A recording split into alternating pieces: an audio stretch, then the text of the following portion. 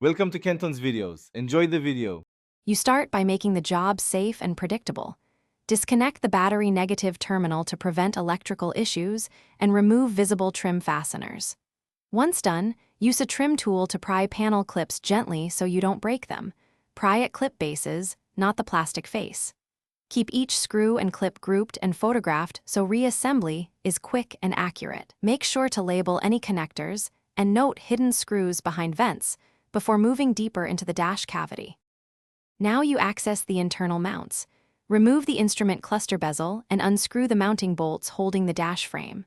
Once exposed, inspect plastic clip bosses and metal brackets for damage. Cracks or stripped threads are common causes of looseness.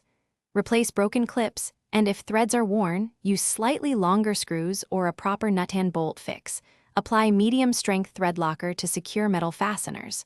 While you're in, test fit the panel to feel alignment and adjust bracket positioning as needed before final tightening. Finish by reinstalling panels in reverse order, torquing bolts evenly to the manufacturer's spec so you avoid warping. Once assembled, sit in the driver's seat and apply pressure around the dash while listening for rattles.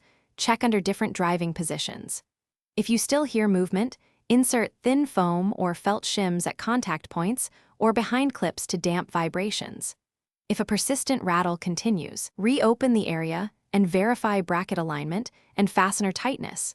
That single check often reveals the final loose piece. Thanks for watching. Consider subscribing if we helped you.